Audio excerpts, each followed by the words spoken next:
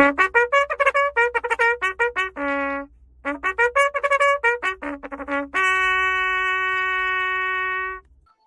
out. Get out. It's a beauty. Props. So I have a shout out this morning. To Randy Ostrow, who sent this to the house for Jules so that he could have a bugle in his room. And he wrote a note about what the bugle means to him. And it was really, really cool, really, really sweet. So really cool. Shout out to Randy. And now we officially have a bugle to start the show with. Randy Ostrow continuing to deliver on the 3D promise. There's 3D PR, man. Very nice. There's no doubt about it. Very nice. Good morning. So yesterday was a very interesting day. Me and the rest of the team flew to Tampa. A guy that used to work for On the Ball. He used to work for the Dolphins. He was my contact at the Dolphins. Left the Dolphins, came and worked with us for a bunch of years. Now works with the Tampa Bay Buccaneers. I'm telling you, getting together with old friends, it's just nothing like it. He brought us Buccaneer hats, and Mark is just a quality dude. Like, there's just, he's just an awesome guy, and he's got great energy, and he's so genuine that it's just impossible not to feel good when you're around him. Yeah, and so we talked and ate and drank and smoked cigars. It was a great night. It was Shay's first trip in 3 years. So no way. 2.5 years. That's crazy because of the pandemic and then his the wife, baby, right? I know, that's nuts. Well, welcome back to the road, Shay. Thank you. Well, yesterday was a great day. I got to hop out and about as well. I got to sit with Nicole Galemi at Sith & Co. Wow. Because her and I are doing a presentation to the career-bound students of JA at the end of September. So, preaching preparation, we got the opportunity to talk about what we were going to talk about individually and ensure that our presentations align. And then I have another shout out to Philip Nathram, who had me on his podcast yesterday, DC Leaders, which was so awesome. The man is full of as much energy as I am. And so it was a fantastic conversation. We were going back and forth. I got to talk about the book, and that'll be coming out in September. So great timing for that as well. So speaking of the book, I'm glad you went there. We decided to do a pre-sale. A lot of people said, hey, can I sign up for it and get it before the 8th? That's happening. And An unbelievable amount of people reached out. Thank you so much for that support, and super excited to be able to offer you guys the opportunity for pre-sale. So some of you I messaged directly this morning. For those of you who I haven't gotten to yet, if you are watching this and you're not on your phone, you can scan that QR code. It'll take you directly to the pre-sale site, and I will make sure that you guys get a signed copy of the books when we get our first shipment in. So Michelle P is the first one to buy one. Who was? Michelle Potteroff. Yeah, thank you, Michelle. I sent her a message this morning. So there are other people who have reached out that I will get back to you. But if I haven't gotten to you yet, that's a great way to get there. And Shay will post the link in the comments. Here. Joy is also somebody who reached out about the book. And Joy, I'm super excited to grab coffee with you soon. We had a back and forth yesterday. Really great. Joy is the one that saw me at Doc B's. I know. And so when I sent her the connection request, she responded back with, yes, absolutely unbelievable. I've been watching the Huddle. She loves the Huddle. So good morning, Joy. Thanks for being here live with us, and excited to get to meet you soon. So here's the thing. Enough self-adulation. Let's get to it. Come on, Shay. Wake up, everybody! Get up! Get up! Get up! Get up! Wake up! Come on! Come on! Wake up, everybody! Teach a new way.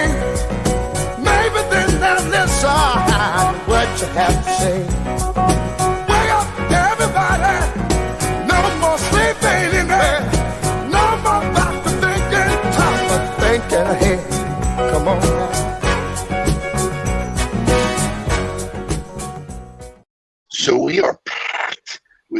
conversation today. I just hope we get to everything. There's a lot of fun stuff. Loaded the would you rather questions. I'm sure we'll get to it. I'm sure Just crazy shit. So hopefully we'll get to that. But first thing right out of the box, it's Wednesday. Let's do Huddle headlines.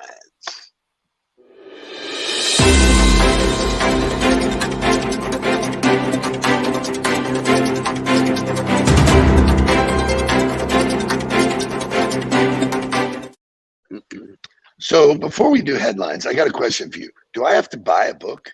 I mean, technically, aren't we already buying books? Because like we're buying books. So we are buying lots of books. So first headline is, and this is the stuff that sneaks out. You don't see people with a bugle. This is not what most people think we're going to be talking about right now with that. Right. Give me blistering headlines. The blistering pace of hiring continued in July. So just read this for a second. The number, the employers added 528,000 jobs in the month of July. Unbelievable. New evidence, look how small this is, that the United States has not entered a recession. So quit listening to the naysayers. You know, if you believe, and this is all mindset, if you believe that there's a recession, guess what? You'll have a recession in your life. Doesn't matter what's going on in the economy. If you don't live with abundance, now here's some validation that there's abundance happening, and it continues to happen. Shay, give me the August poll for CEOs. More of it. Look at this. Surging optimism about a potential recovery in 2023 or sooner. So I just think that, and I want to give a shout out to a fellow huddler who came into the inbox early this morning at 5 a.m. with some case studies of how LinkedIn has worked for her. But Laura Sherwin put out a post, I think it was yesterday, about the optimistic outlook of CEOs and how while most experts are saying a recession is on the horizon or all of these signals are signaling recession, it's not actually happening. And, you know, she's putting that out there on LinkedIn as positive information for people to consume. That's the quality of your network. That's the quality of your feed. Is do you have those kind of people that are filling your timeline with, hey, look at this information that's out there that will put you in the right mindset? Or do you have people on your timeline that are bitching and complaining about the political scene and doing all other kinds of things that will turn you to a negative mindset? Yeah, I mean, I know for a fact that there's an abundance of opportunity out there. If you focus on that and just cut out the distractions, which, by the way, one of the skill sets that you develop with mindset is boundaries. Yeah. You have boundaries, keeping shit out there, not being around the energy vampires who are just negative and sucking the shit right out of you. That is not how we roll. It's pretty cool. I was listening to a podcast this morning while I was on my run, and it was actually Pat Surtain and his son, Pat Surtain II, on a podcast talking about what it was like to grow up father son, what it was like. Did you lose some audio?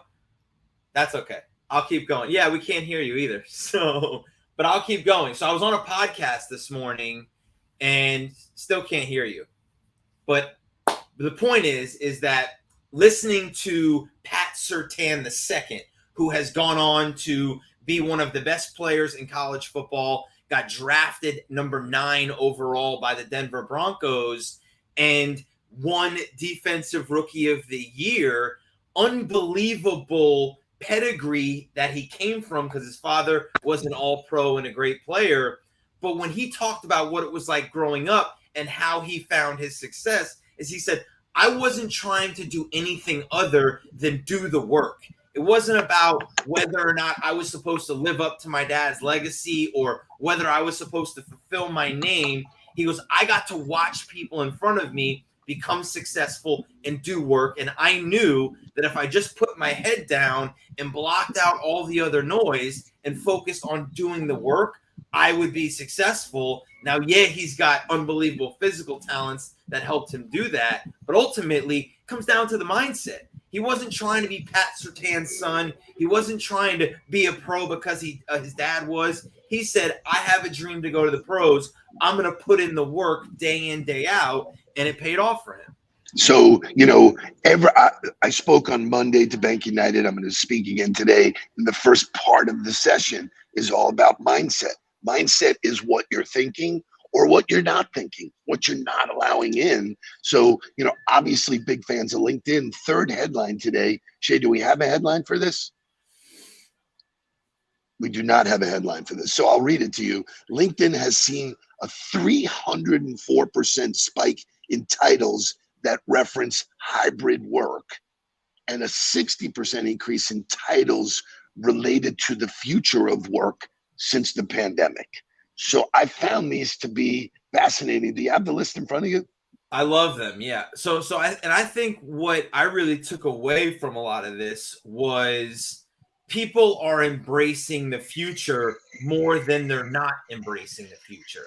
I think people are willing to look at it and say, hey, we're not just going to continue to do the same thing over and over. We recognize that there's change. And if there's change, then we've got to do something to adapt to keep up with it. So some of these titles are wild and fantastic, but we've heard this one before, the Chief Heart Officer, right? Yep. I mean, you've heard that from Gary Vee, heard that from VaynerMedia, but some of these other ones I think that are really cool were the Head of Remote, which I think is an unbelievable title, because if you are the head of remote, meaning you're responsible for the remote work that goes on in the company, that really talks to people about, hey, here's how you lead your people in a remote scenario. Here's how you check in with them. Here's how you build trust. Here's how you, all of the things that people say you can't do because you're not in an office. We're going to develop strategies. We're going to talk about ways to do all of those things to ensure that our company culture isn't suffering because the environment's changing. So I love the head of team anywhere. I mean, that is the team can, this isn't work from home anymore. This is work from anywhere. Right. We landed yesterday. As soon as we land, it's a monster storm. There's lightning going on. The pilot says, hey, listen, the crews can't come out, can't get off the plane. We're stuck on the plane. We'll leave the air conditioning on. Open my computer, hotspot, bang. I did an hour's worth of work from anywhere. So the idea that you could do what you do from anywhere is so phenomenal and so great. So these titles wind up being the things that I think attract people to your profile. Correct. If you tell me you're a vice president, give me a vice president of something that is relevant, something that's different, something that moves me.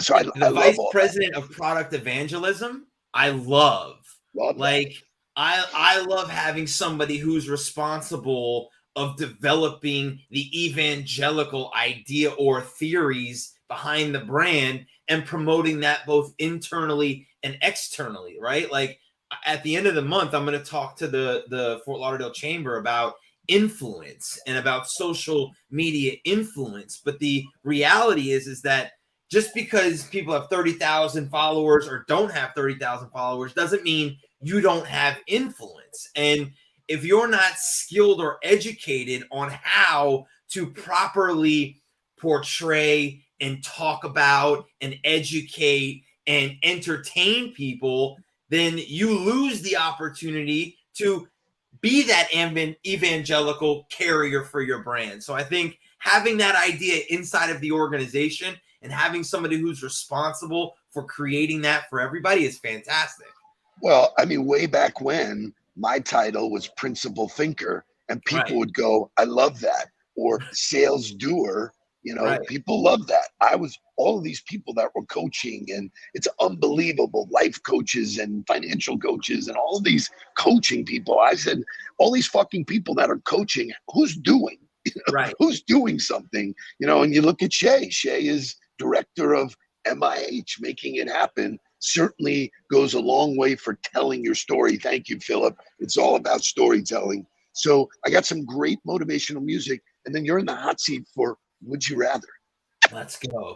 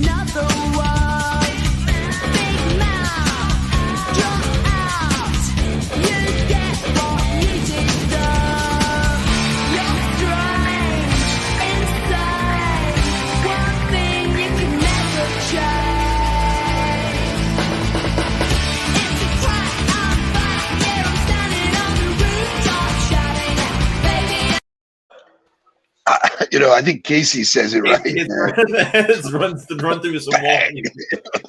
So I know we have played that before in the huddle, but I heard that the other day and literally kept driving. I was almost home and I kept driving because the music was so good. So I'm ready to go, baby. So Would You Rather, Shay, has its own segment, its own music. Give me Would You Rather. Would you rather?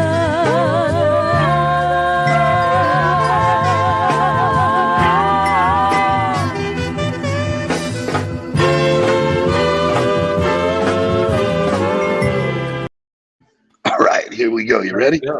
I'm Number ready. 1, would you rather have television or radio? 1000% television. Watching visual is always the win, right? To me, and that's the point of video, right? Like, would you rather have just audio or video? I want the video with it. I love my music, but I mean, I got to be able to watch sports. Man. I'd rather watch a music video than just listen to the music. So I'm going TV all the way. Okay. Number 2.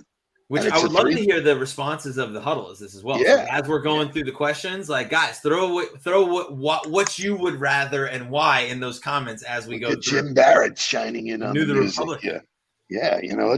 That's a song we can all listen to today. I do want to hear what people have to say. This one is a 3-parter. Would you rather have pancakes, waffles, or French toast? Yeah, this is a no-brainer question for me. This is waffles. Waffles are the most versatile of the 3, right? Like, really, and we've had this discussion before, pancakes are really just like pancakes, syrup, some butter. You're not gonna, like, you could maybe make a sandwich like with some eggs and sausage maybe, but like, it's not versatile. Waffles, I can do anything with. I could have a fried chicken sandwich with waffles. I could have an egg sandwich with waffles. I could have waffles with just syrup. So, like, to me, it's all about waffles. Oh, look at the responses, by the way. Waffles, Okay. Waffles, French toast.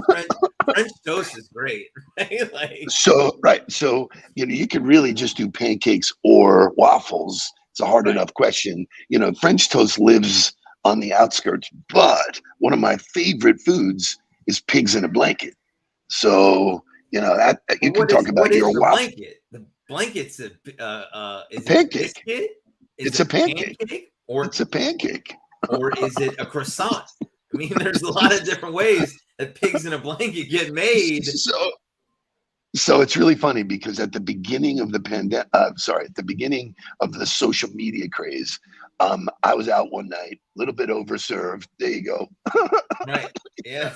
Jonathan Aaron. Waffles are pancakes with syrup ketchup. I had a McGriddle, which is probably the best sandwich on the planet when you're feeling that way. Yeah.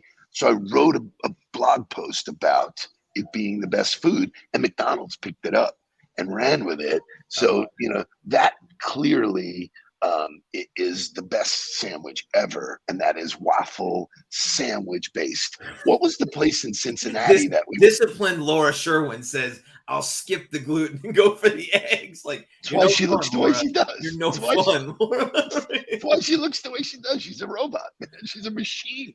Love it. Jake, boo, Laura. How about no? I love it. It's fantastic. It's all good shit. Okay, here we go.